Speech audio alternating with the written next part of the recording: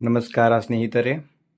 ರಾಜ್ಯದ ಎಲ್ಲ ವಿಕಲಚೇತನರಿಗೆ ಮತ್ತು 60 ವರ್ಷ ಮೇಲ್ಪಟ್ಟ ಹಿರಿಯ ನಾಗರಿಕರಿಗೆ ಒಂದು ಅತ್ಯಂತ ಮುಖ್ಯವಾದ ಹಾಗೂ ಸಂತಸದ ಸುದ್ದಿ ಇದೆ.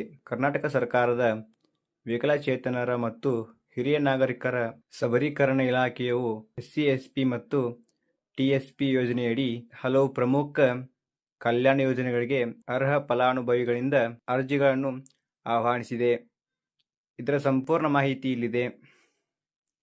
1ನೇ ತರಗತಿಯಿಂದ ಹಿಡಿದು ಸ್ನಾತಕೋತ್ತರ ಪದವಿಯವರೆಗೆ ಓದುತ್ತಿರುವ ಅರ್ಹ ವಿಕಲಚೇತನ ವಿದ್ಯಾರ್ಥಿಗಳಿಗೆ ಸ್ಕಾಲರ್ಶಿಪ್ ನೀಡಲಾಗುತ್ತದೆ. ಇದಕ್ಕೆ ಯಾವುದೇ ಆದಾಯ ಮಿತಿ ಇರುವುದಿಲ್ಲ.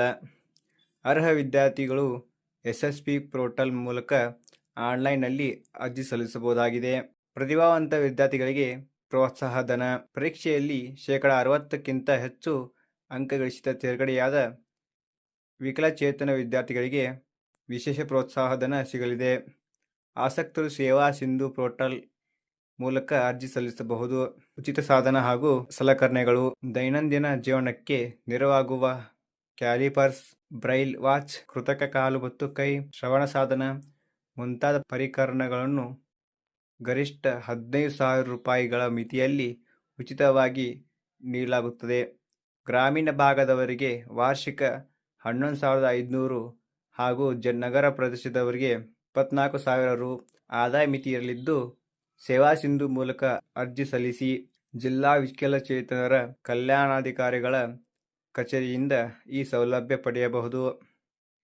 ವಿವಾಹ ಪ್ರೋತ್ಸಾಹ ಧನ ಯೋಜನೆ. ವಿಕಲಚೇತನರನ್ನು ಸಾಮಾನ್ಯ ಯುವಕ ಅಥವಾ ಯುವತಿ ಮದುವೆಯಾದರೆ ಅವರ ಭವಿಷ್ಯದ ಭದ್ರತೆಗಾಗಿ ವಿಕಲಚೇತನ ವ್ಯಕ್ತಿಯ ಹೆಸರಿನಲ್ಲಿ 50,000 ರೂಪಾಯಿಗಳನ್ನು 5 ವರ್ಷಗಳ ಅವಧಿಗೆ ಹೂಡಿಕೆ ಮಾಡಲಾಗುತ್ತದೆ.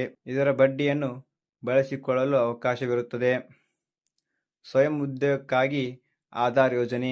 ವಿಕಲಚೇತನರು ಸ್ವಾವಲಂಬಿ ಬದುಕು ಕಟ್ಟಿಕೊಳ್ಳಲು ಈ ಯೋಜನೆಯಡಿ 50% ಬ್ಯಾಂಕ್ ಸಾಲ ಮತ್ತು ಇಲಾಖೆಯಿಂದ 50% ಸಹಾಯಧನ ಸಬ್ಸಿಡಿ ಸಿಗಲಿದೆ.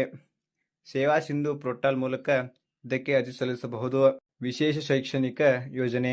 ಬುದ್ಧಿಮಾಂದ್ಯತೆ, ದೃಷ್ಟಿಕೋನ ಹಾಗೂ ಶ್ರವಣ ದೋಷವಿರುವ ಮಕ್ಕಳಿಗಾಗಿ ಸರ್ಕಾರವು ಸ್ವಯಂ ಸೇವಾ ಸಂಸ್ಥೆಗಳ ಮೂಲಕ ಒಟ್ಟು 164 ವಿಶೇಷ ಶಾಲೆಗಳನ್ನು ನಡೆಸುತ್ತಿದೆ. ಹಿರಿಯ ನಾಗರಿಕರಿಗೆ ಯೋಗಕ್ಷೇಮ ಕೇಂದ್ರಗಳು.